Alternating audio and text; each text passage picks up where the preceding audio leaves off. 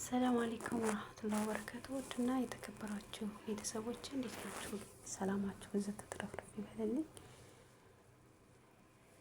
ዛሬ ይዤላችሁ የመጣሁት የዙልሂጃ 10 ቀናቶች በውስጥ የተዳሰሱ ነጥቦች፣ መልካም ስራ በላጭነት፣ የቁርአን የሐዲስ ጥቅሶች፣ ለበላጭነታቸው 12 ነጥቦች። ዙልሂጃ 8ቱ ቀናት መጾም። ነብዩ ሰለላሁ ዐለይሂ ወሰለም የዙልሂጃ 10 ቀናት አስመልክቶ እንዲህ ብለዋል።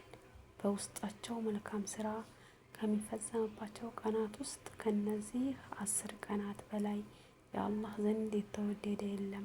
በአላህ መንገድ መታገልም ቢሆን ብለው ሲጠይቋቸው የአላህ መልእክተኛ ሰለላሁ ዐለይሂ ወሰለም በአላህ መንገድ መታገልም ቢሆን በነፍሱም በገንዘቡም ወጥቶ ከዚህ ውስጥ ምንም ያልተመለሰ ሰው ሲቀር ብለው መለሱ።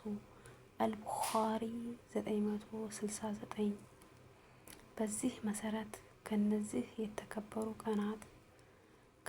ከተከበሩት ቀናት የተለያዩ ኢባዳዎች መፈጸም በጣም ትልቅ ዋጋ ያለው ነው። ጾም ወደ አላህ መቃረቢያ ከሆነ ኢባዳዎች ውስጥ አንዱ መሆኑ ግልጽ ነው። ከመሆኑም ጋር በየዓመቱ የዙልሂጃ 10 ቀናት መጾም ይቻላል ወይ የሚል ጥያቄ ሲነሳ ያጋጥማል። የግርታው መነሻ እናታችን አይሻ ረዲየላሁ አንሃ በእነዚህ 10 ቀናት ውስጥ የአላህ መልእክተኛ ሰለላሁ ዐለይሂ ወሰለም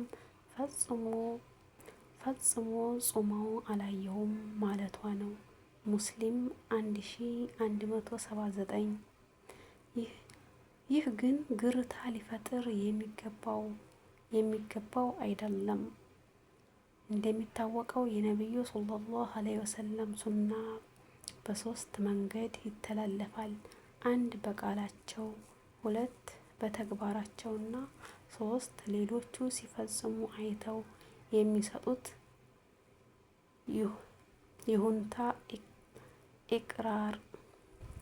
ይሁንታ ወይንም ኢቅራር።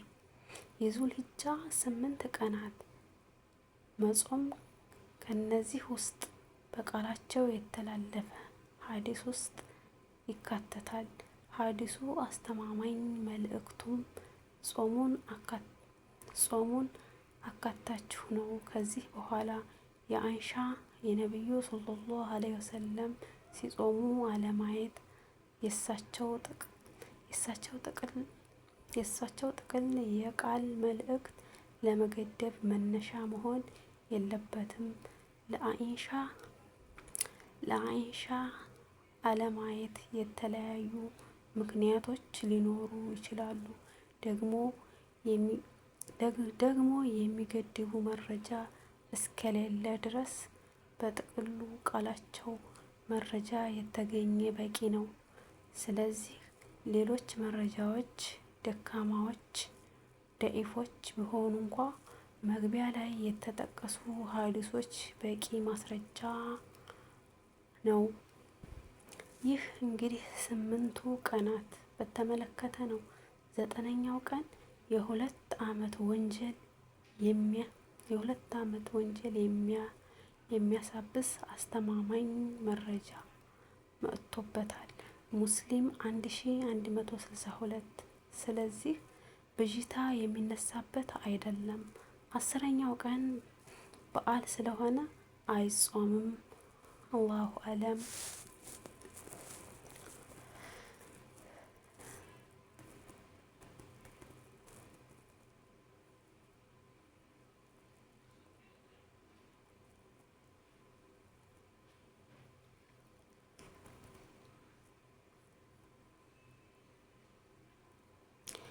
ተክቢር። በዚህ 10 ቀናቶች ከሚፈጸሙ የኢባዳዎች ውስጥ አንዱ ተክቢር ነው። ዙልሂጃ ከገባበት ሰዓት ጀምሮ እስከ ዙልሂጃ 13ኛ ቀን ድረስ ተክቢር ማለት የተወደደ ተግባር ነው። ስንተኛ ስንነሳ፣ ስራ ላይ ስንሆን፣ በማንኛውም ሰዓት ወንዶች ድምፃቸውን ከፍ፣ ሴቶች ዝቅ በማድረግ ተክቢር እንበል። አላሁ አክበር፣ አላሁ አክበር፣ ላኢላሃ ኢለላህ፣ አላሁ አክበር ወሊላሂል ሐምድ። አላሁ አክበር፣ አላሁ አክበር፣ ላኢላሃ ኢለላህ፣ አላሁ አክበር፣ አላሁ አክበር ወሊላሂል ሐምድ። አላሁ አክበር ከቢራ ወልሐምዱሊላሂ ከቲራ ወሱብሃነላህ ቡክረተ ወአሲላ ላኢላሃ ኢለላህ። አላሁ አክበር፣ አላሁ አክበር ወሊላሂል ሐምድ።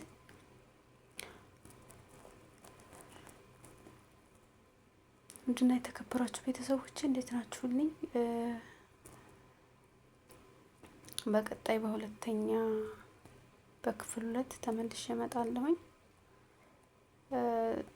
ዛሬ የነበረን ቆይታ ይሄን ይመስላል። እንደምትወዱት ተስፋ አደርጋለሁኝ። ሰላማችሁ ብዝት ትርፍርፍ ይበልልኝ። በዓለም ዳርቻ ለምትገኙ ውድ ቤተሰቦቼ አላህ ሱብሃነሁ ወተዓላ ጾመው ከተጠቀሙት ባሮች ያድርገን። ወንጀላችንን ከማረን አላህ ያድርገን። ጾመው ከተጠቀሙት ባሮቹ ያድርገን። ውድ ቤተሰቦቼ ውድድ ነው ማደርጋችሁ። ሰላማችሁ ብዝት ትርፍርፍ ይበልልኝ። ሀባይቢ በኡስማን ቢኒ ሸሪክ አላህ ስራቸውን ይውደድላቸውና እንዴት ተላለፈው የነብዩ ሰለላሁ ዐለይሂ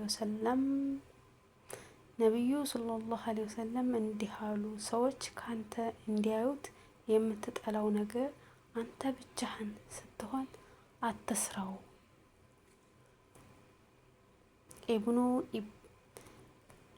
ኢብኑ ሂባን ዘግበውታል።